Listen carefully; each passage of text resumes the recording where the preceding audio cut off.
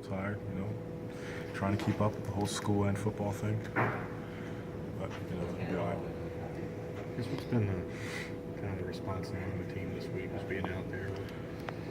I think the overall response has been extremely positive. The past 3 days, the guys have had great practices, not good practices, great practices, and that's something that, is a sign of a team that's not going to sit down and cry about what's happened. They're not resting in the past.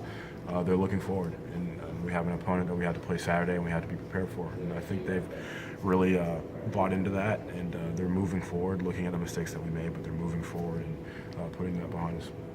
Chris, you're pretty active on social media, and it looked like you put out a message this week that was, I don't know, it seemed like along the lines of get over it, move on. I don't know. How would you describe the message that what message were you trying to send? What was your response there? The tweet that I sent out was actually after every game, regardless of the game, I sent out a tweet just saying glory to God in our wins and our losses.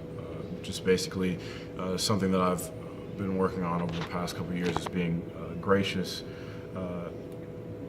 in defeat and humble when you win, kind of thing. And I sent that out, and some people lashed back at me, basically faulting me, saying that I wasn't playing hard in the game. And I disagree with that. Every time I step on the field, I'm giving my all. And basically, that's all I said is, you can be mad at me personally, but don't come at me about my faith, because that's something that I'm going to stick with. Is it possible for players to be, for fans to be rational, when they... I don't know. That's part of being a fan. A fan is a fanatic. That's the long form of the word fan. And they sometimes wins and losses are the only thing that they think about, and they don't realize that this is our life, and we live this for 4 or 5 years. And so, although on our faces it may look like we're letting something slide off our back, we really feel it a little bit more than they do.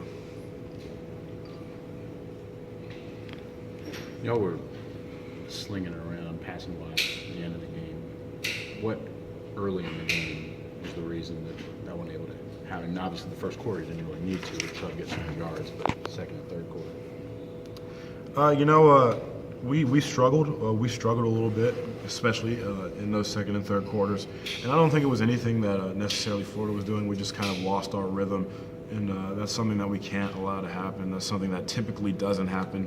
Usually around that point in the game, we're building. We're building up, and we kind of lost it there, and we had to get it back. That's just something that as a team you have to look introspectively and see what happened. And looking at the film, there were a lot of plays that were to be made. We just didn't make them. We didn't execute, and those are the kind of plays that not only keep you in a game, but they change momentum. They change momentum in a game, and we let too many of those slip. You've been